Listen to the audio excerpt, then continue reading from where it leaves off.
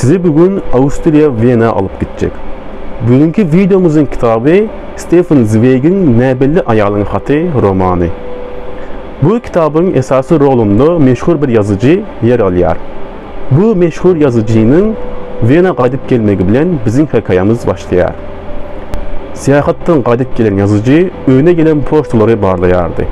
Ve poçtaların arasından "Beni hiç kaçan tanımayan sen" abzası bilen başlayan xatı kızıkla tapıyar.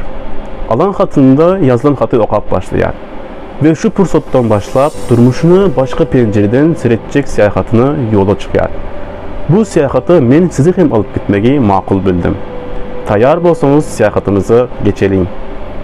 Nebelli Ayal tarafından yazılan bu roman, çağrısının ölümünden başlayıp öz ölümü bilen tamamlanyan Ayal'ın durmuşunu gururun beriyer.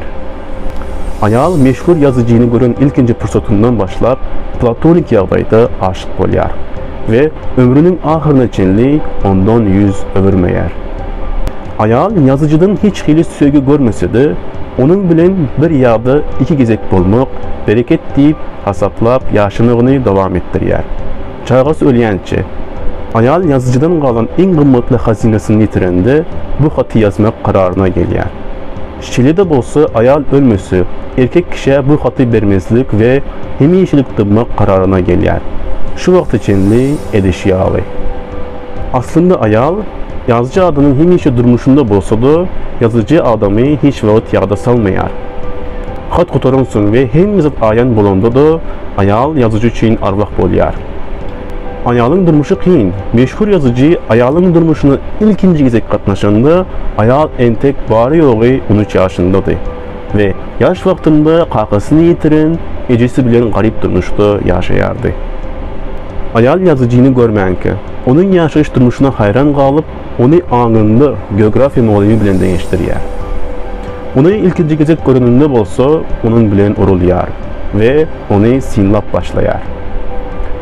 Ömrünün devamında göze görünmeyen bu Ayal, ecesi başka birine durmuşa çıkıp başka yere göçmeli bolanda yazıcının öyüne barıyar ve kapını zor bilen kakıyar.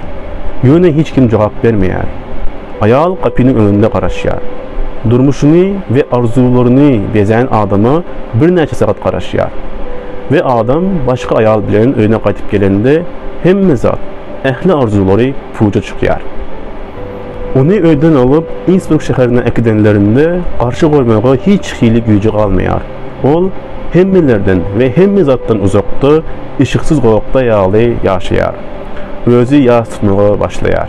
Bir neçə yıldan son Ayal Viyana qayıdıb gelende nem üçündür yazıcı bilen duşyar.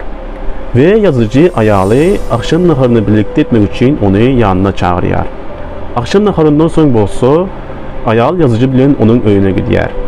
3 gece bile bulunduğundan son yazıcı seyahata gidiyor. Ve seyahattan qayıdıb gelenden son Ayal bilen haberlaşacaqdığını aytıyor. Yönü erkek hiç kaçan onun bilen haberlaşmayar. Ve ol geçmişten yadına övrülüyer. Ayal gövrülü bulup ömrünü özüne bağış eden adamın qalan zatlarını çağa doğruyar. Onu garip terbiyelemezlik için özünü satıyar.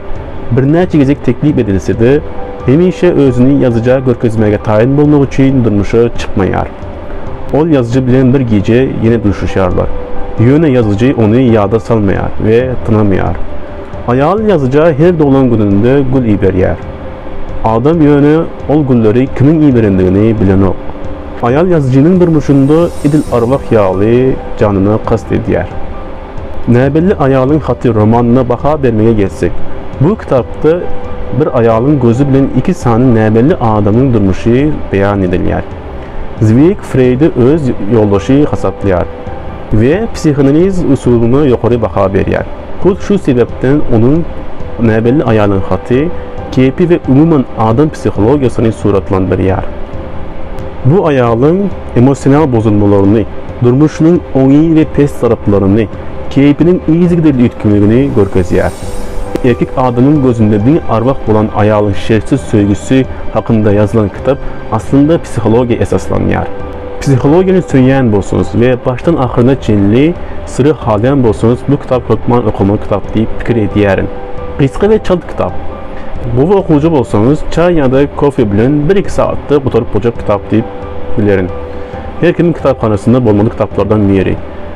Kitabın yekece kahramanın gözünden hat hükmünde yazılanları meni özüne çekti. Bu kitabı 1,5-2 saat töründe okudum ve vaktimi bunun bilen geçirenim için beğendim. Benim fikrimçe okalyan ve her kimin kitapxanasında bolmalı kitaplardan biri. Şunun yalı videoların devamı için videoma like koymağı ve Dövre Bab YouTube kanalıma ağza olmağı yattan çıkarma.